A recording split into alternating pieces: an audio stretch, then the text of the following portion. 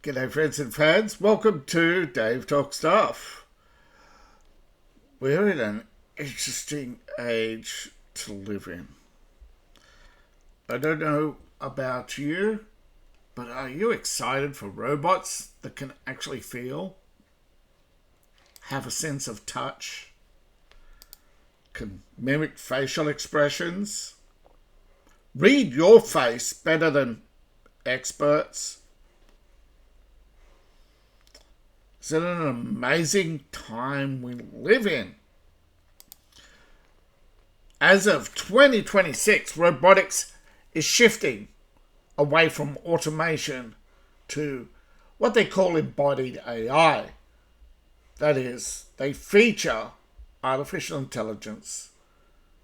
They do this two ways.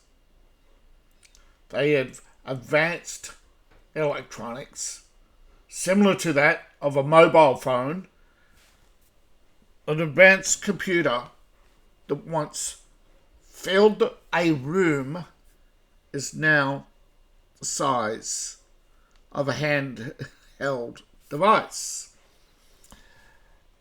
They can put multiple handheld devices inside robotics. But you think about it. You think how much room our organs take up. Replace the skeleton with aluminum titanium alloy. Replace the muscles with actuators. They actually do take up a little bit more room than muscles. Then you've got your battery pack, probably two.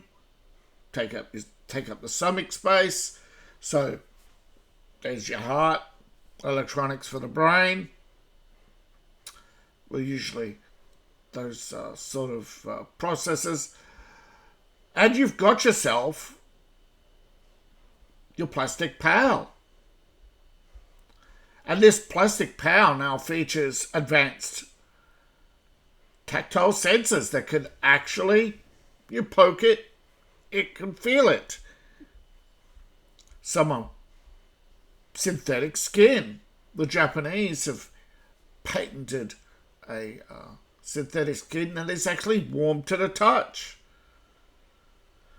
There's also now patents been taken on emotional AI. That is, your robotic companion can simulate the ability to express emotions, read your emotions.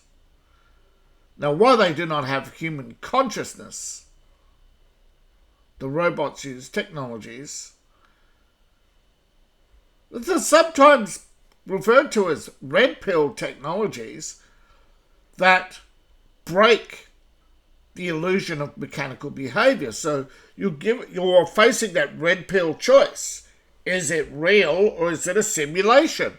Right now, we are sure it's a simulation, that they can mimic biological sensations like touch, warmth. They have programmed fears for their safety, so they won't endanger themselves. But for how long? Now, a quick break.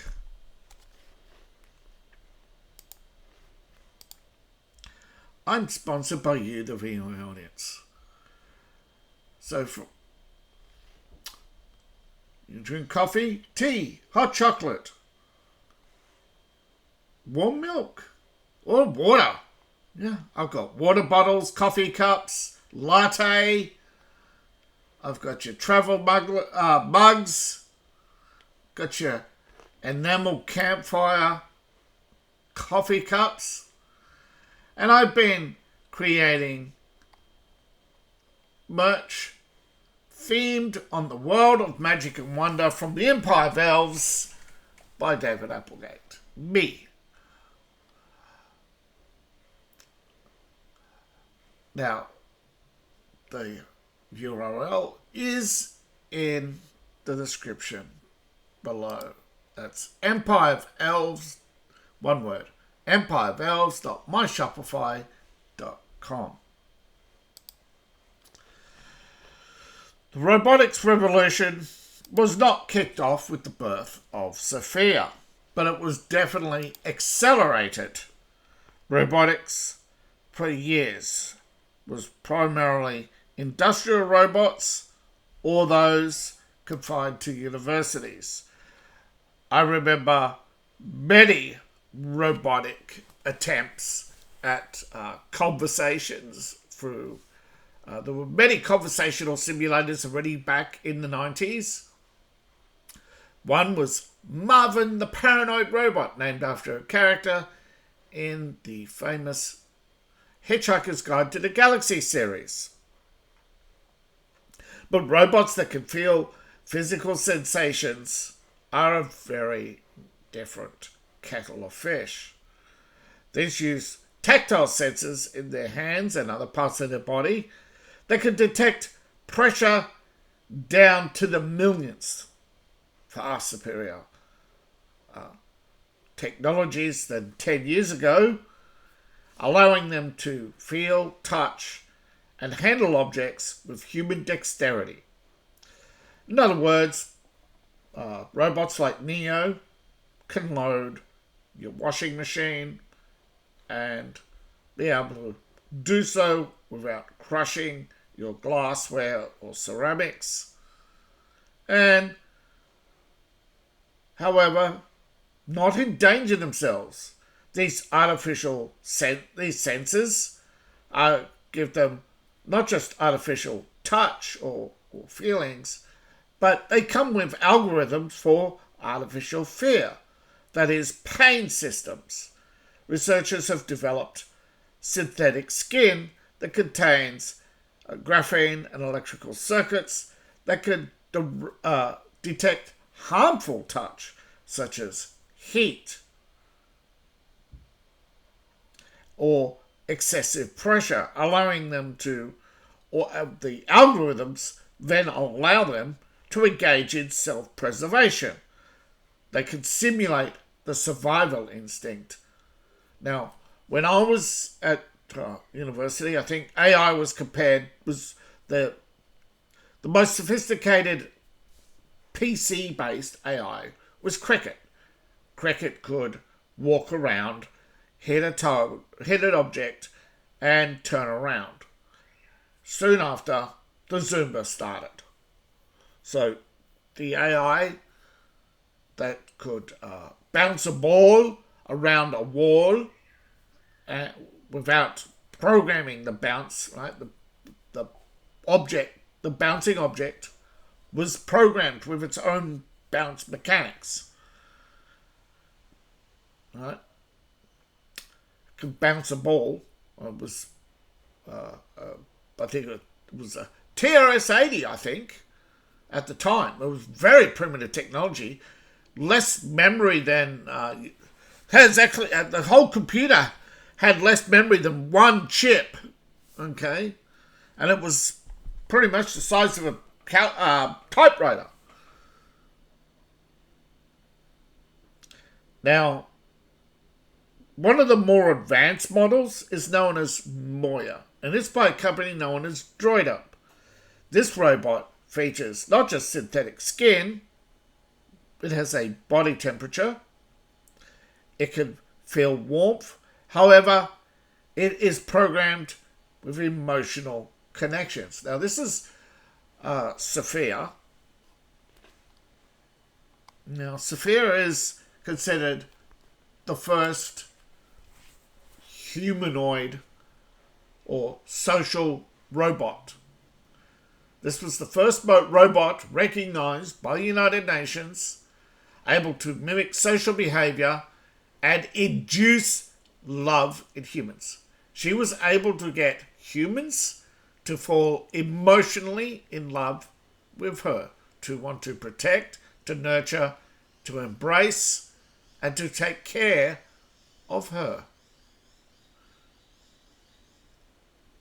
Sophia was first activated February 14th, 2016. She made a brief public appearance in Austin, Texas, and shortly thereafter launched as a publicly available product. Now in October 2017, she was granted Saudi Arabian citizenship. She is the first robot to be given a legal status as a person in any country. She was also appointed to the United Nations Development Program for Innovation. Yes, she was activated on Valentine's Day. For a reason. She is a love bot. But she was not a sexual companion. She was an emotional companion developed for the elderly in nursing homes. However, since then, it's been expanded.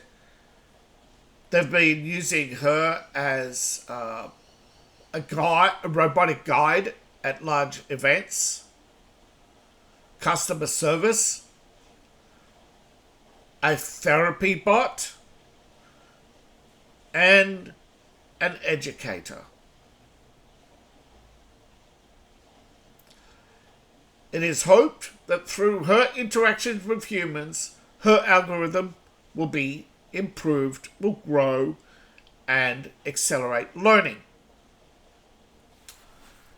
Now, there have been setbacks over the years, but she has undergone several upgrades, iterated with AI systems, facial recognition. She has been able to engage in full conversations, given interviews. Her citizenship has raised legal questions, and since then, subject to criticism. But some of her open source code is available, and she's been just called ChatGDP with a face. But of course, the facial expressions and other code are still proprietary software, so they are not available for public scrutiny. But I think her last public appearance was in 2023. I'm talking about the original. Now, if you go to her maker's homepage, yes, she is still available for sale. However, over the years, a number of personal robots have appeared with what's called neuromorphic computing. Now, these are chips so advanced, and I believe their cost is way more than your average CPU. These are the chips that are routinely described as AI chips. Okay, their proper term is neuromorphic computing. I think the current leader is still NVIDIA. These are the chips that have been banned for sale in China. These are the chips that the US use in drone swarm technology, and other countries have sought such technologies with limited success. But these chips have mimicry of the human nervous system. These allow for instant reaction computing rather than slow centralized processing. Basically, information comes in, goes straight through the through what you would say the neural pathways, and would instantly generate an answer. There's no if then else computing. There's no calculations to be made. There's no weighing of judgments. These, even though they are sometimes considered AI, some critics still think they're merely what you would say pathway computing, like a storybook. You follow, they are still an if then, but I mean, isn't that what a neural pathway is? I don't know why critics would basically oversimplify neuromorphic systems, because, yeah, we know what a neural pathway is. It's a neuromorphic computing in more advanced form. However, one of the key features of the robots, other than creeping people out half the time or appearing to cater to darker fantasies of the human species, after all, so one of the biggest critics of robots are feminist groups who call them robotic slaves. Now, one of the things that has really creeped people out is the skin. You could touch it, and it's like touching, well,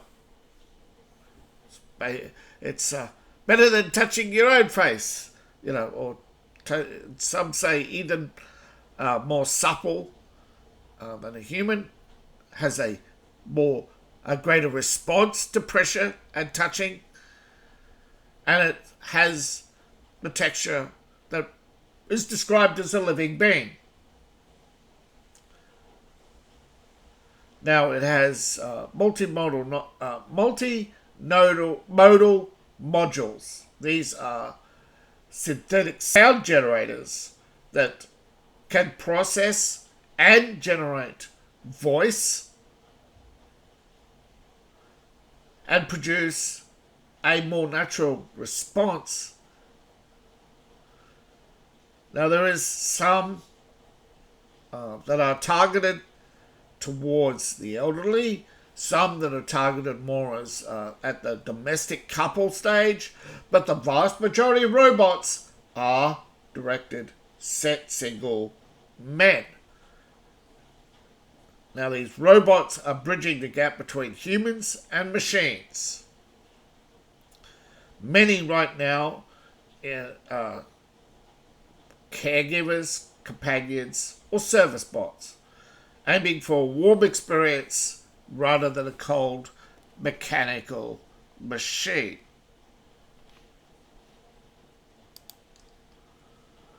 And robots like Ava right now are beyond the average purchaser,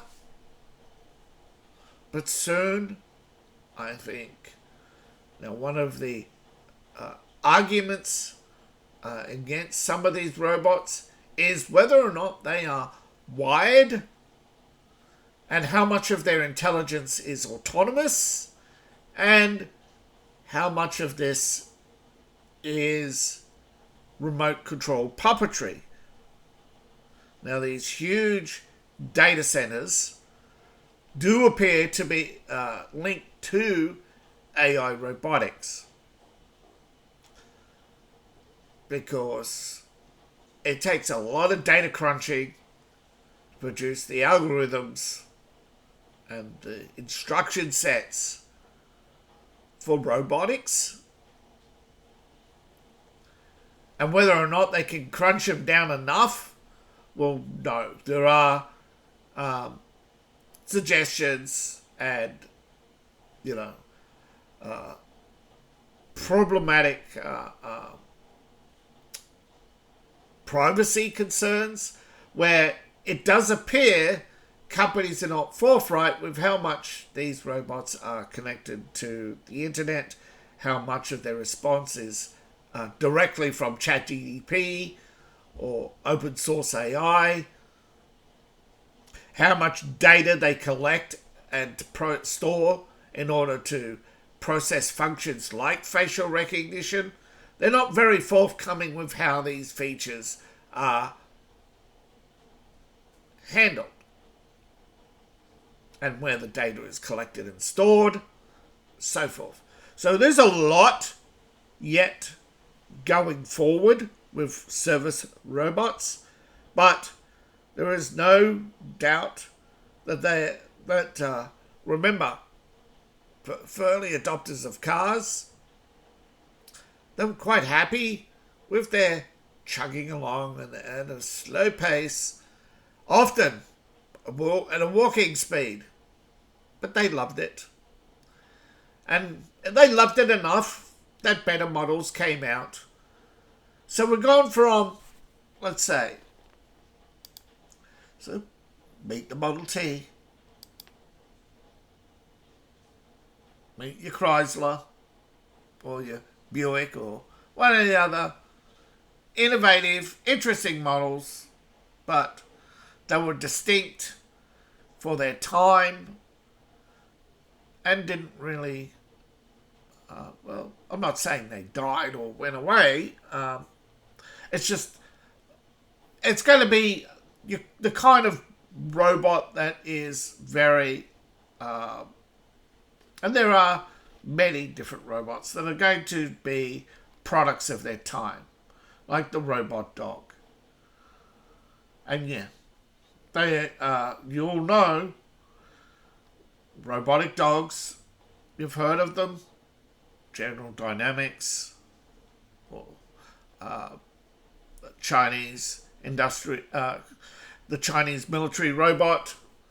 Yeah, the robot dog, or the robot guard dog, I should say, will soon be patrolling US prisons.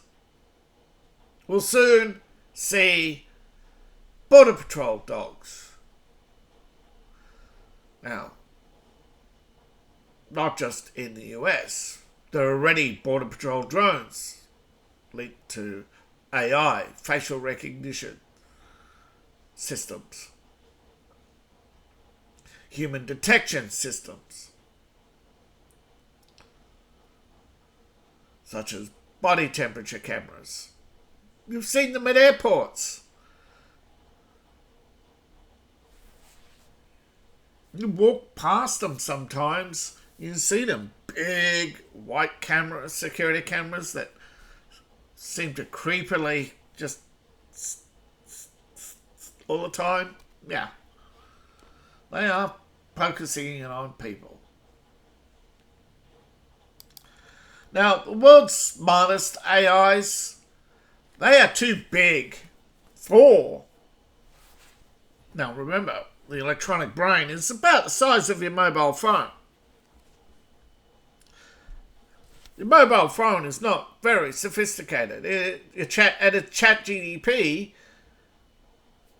is huge. Now again, the chips are also expensive. Now, whether or not you adopt a robot or what a robot is going to be irrelevant. They're here. They can feel or mimic emotions. And so within 10 years, we'll be having that red pill conversation where you'll say, is it real or is it an illusion? You decide.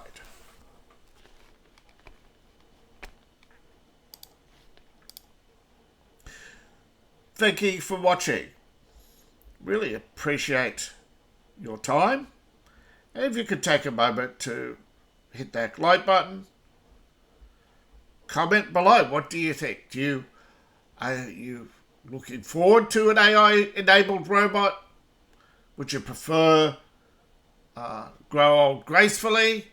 Or would you like a robot that could carry you home or do your shopping? Or load your washings or fold your laundry? Now if you could hit that subscribe button, that would be great. And if you'd like to help the channel out, to help grow the channel, to help so that I could keep up with the latest computing and beyond, like, share, subscribe does not pay the bills, nor will YouTube advertising revenue, if they ever monetize the channel, which is a long way off. Ko-Fi, Patreon, buy my books, buy my merch. I appreciate each and every one of you. See you in the next video, and bye for now.